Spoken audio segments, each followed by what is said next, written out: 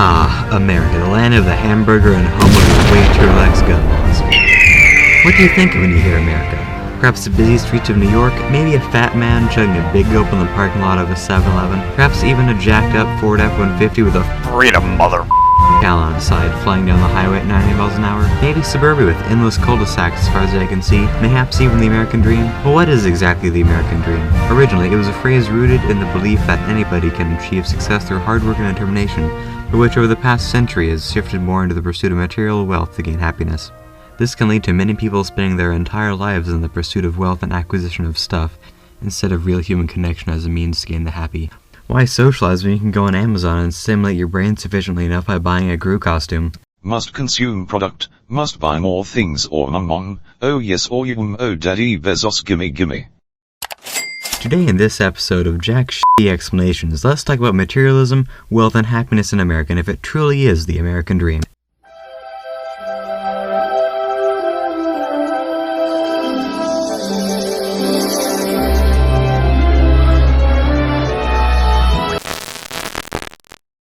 One of the first places in popular media where we can see the idea of materialism in America take hold is in the book The Great Gatsby by F. Scott Fitzgerald, especially the two main rich of the book, Gatsby and Tom. Both Tom and Gatsby have quote-unquote made it in life, having achieved the American dream. Tom via generational wealth, and Gatsby, as we learned in the last two chapters of the book, through bootlegging.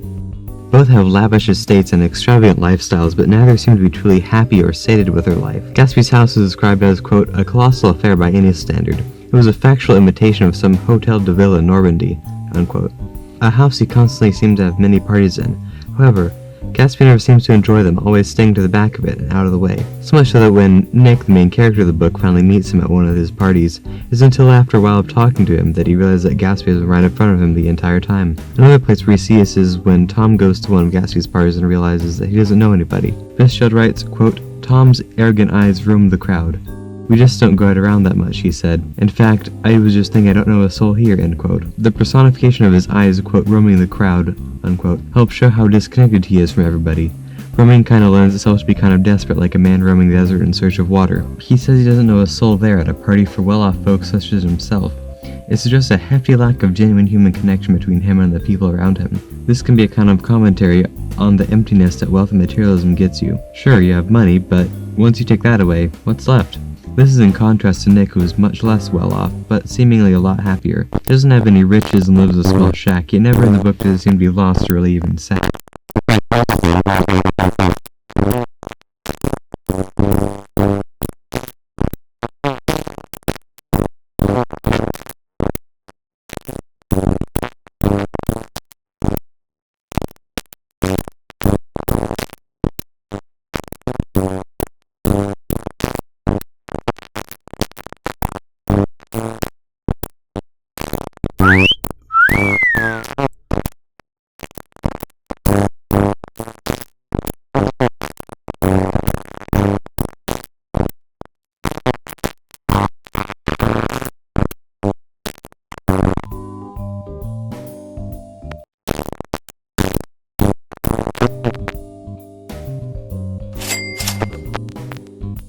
Materialism in the US is almost as deeply entrenched in the average American as the ideas of freedom or big portion sizes.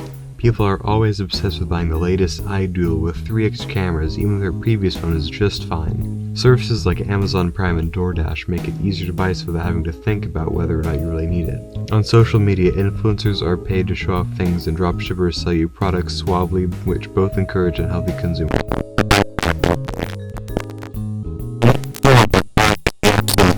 Sneeze. Who knows, maybe whack off insect repellent might help with your debilitating depression and make you happier. Better buy it and see. Many people believe this idea that having more money correlates to greater happiness, and this is somewhat true, but only up to a point. When you're rich, you can buy cooler gadgets, go to new places, experience more, but eventually more money doesn't make much of a difference in the grand scheme of things. According to a study done by Daniel Kahneman and Angus Deaton of the University of Princeton, which basically studied if more money equated to more happiness, they found that it does. Kind of, not really-ish, sorta. This graph summarizes their findings. Not blue means amount of happiness, stress-free is amount of, not stressing, and positive effect is amount of generally positive emotions that one may have. As you can see, every line dramatically rises as median yearly household income increases up until around $40,000, which is around the poverty line in the US, and starts leveling off around $70,000 to where you're not living paycheck to paycheck. Any additional money will not give you any significant extra happiness. This extends to buying things too. It won't bring you true happiness. Yeah, when you buy a new thing, you'll be like, ooh, cool new thing, and get a temporary boost, but they'll quickly turn into more of a meh, kinda bored with this, and it won't really bring you any meaningful, lasting joy. So class, what did we learn?